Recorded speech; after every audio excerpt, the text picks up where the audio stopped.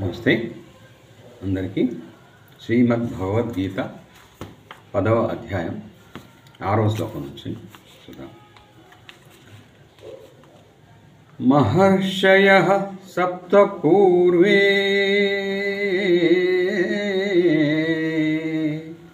చత్వారో మనవస్తథా మద్భావా మానసా జాతా యేషాం లోక ఇమాం ప్రజాః. సప్త మహర్షులను వారికంటెను పూర్వులైన సనకాది మహామునులను నలుగురును స్వయంభువాది చతుర్దశ మనువులను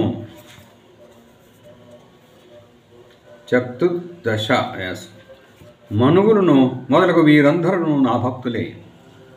అందరూ నా ఎడ సద్భావము గలవారే. వీరు నా సంకల్పం వలననే జన్మించిరి. ఈ జగత్తునందరి సమస్త ప్రాణులను వీరి సంతానమే. ఏతాం విభూతిం యోగం చ మమ యో వేతి తత్వతః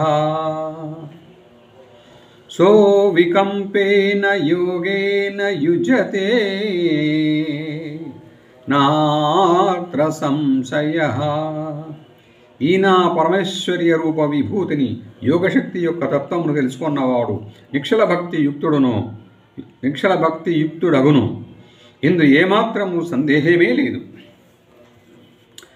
అహం సర్వస్య ప్రభవో మత్తః సర్వం ప్రవర్తతే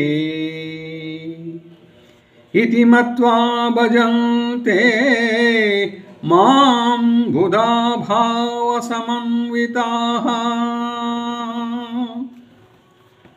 ఈ సమస్త జగత్తు యొక్క ఉత్పత్తికి వాసుదేవుడనైన నేనే మూల కారణం.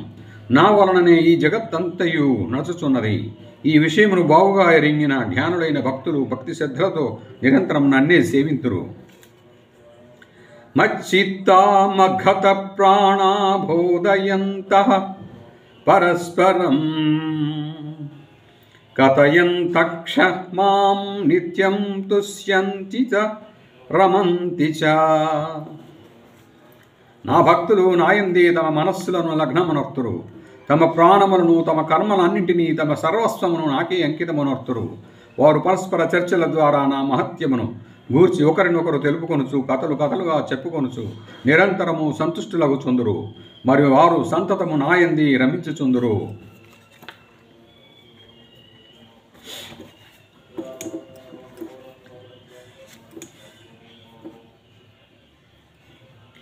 తేషాం సతతయుక్తానాం భజతాం ప్రీతిపూర్వకం దదామి బుద్ధియోగం తం యేన మాముపయాంతి తే. అట్లు నిరంతరము ధ్యానాదుల ద్వారా నాయంది లగ్న మనస్కులై భక్తి శ్రద్ధలతో నన్నే భజించు వారికి నేను బుద్ధియోగమును అనగా తత్వజ్ఞాన రూపయోగమును ప్రసాదించేదను. దాని ద్వారా వారు నన్నే పొందుదురు.